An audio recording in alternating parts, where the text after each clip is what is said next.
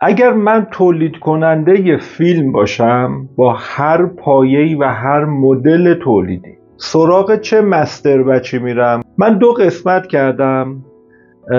این که یه قسمت رو خیلی سریع به نتیجه میرسیم، یه قسمتی هم هستش که به مرور زمان یکم بلند مدت تر از زمان اولیه به نتیجه میرسیم که اسمش گذاشتم کیفیت ثانویه و در نهایت جمع‌بندی این دوتا به من میگه که کدوم مستر بچ رو برام بخرم. توی قسمت اول، دسته اول، من مستر بچ رو میخرم که 1 پخش و توزیع خوب داشته باشه. پخش با توزیع متفاوته، بعدا راجع به صحبت میکنیم. اگر دون بزنه، رگه بده، حاله بده، پوست ماری بده و غیره، این مردوده. اگه اینو پاس کرد میرم قسمت دوم ببینم شید رنگش، اون دلتای رنگش، آیا با نظر من، با اون نمونه شاهد من، اون چیزی که تو ذهن منه منطبق هست یا نه، رسیدم به اون رنگ یا نه. اگر نرسم مردوده.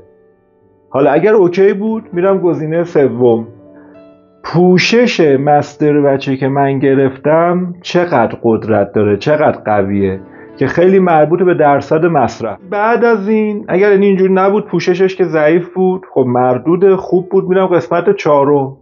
وقتی من فیلم تولید میکنم یه موضوعی برام خیلی مهمه به نام دوخت پذیری، چاپ پذیری و چیزای شبیه به زیر دستگاه دوخت پذیریش اوکی بود، چاپ پذیریش اوکی بود، از نظر من تاییده.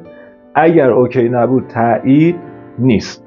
حالا این 4 تا آیتم کلی مورد تایید بود، میذارمش تو دسته کیفیت اولیه. اینا رو ما اوکی دادیم، یعنی دسته اول همشون اوکی هست. میرم تو کیفیت ثانویه. کیفیت ثانویه یعنی چی؟ یعنی یکم باید وقت بیشتری بذارم روی مستر بچه. اگه الان تست دوخت کردم، فردا هم تست دوخت ازش بگیرم، یعنی فیلمو که تولید میکنم بذارم یه جایی، فردا بیام همون فیلم تولید شده رو دوباره برم زیر دستگاه دوخت ببینم دوخت پذیریش اوکیه، بیام ببینم چاپ پذیریش در محیط های مختلف تا اونجا که راه دستم هست ثبات داره، اوکیه، مشکلی براش پیش نمیاد.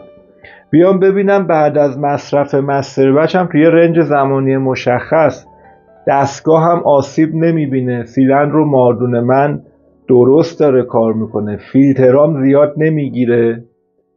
اینها اگر نبود، اگر فشار دستگاه هم میزون بود، اگر پایداری کیفیت داشت و اگر تأمین کننده مستر بچه من تونست همون کیفیتی که من تاییدشو کردم، یعنی اون نمونه‌ای که شد نمونه شاهد من، در مدت زمانهای بعدی هم همون کیفیت به من تحویل بده، من قطعا این مستر بچ رو میخرم.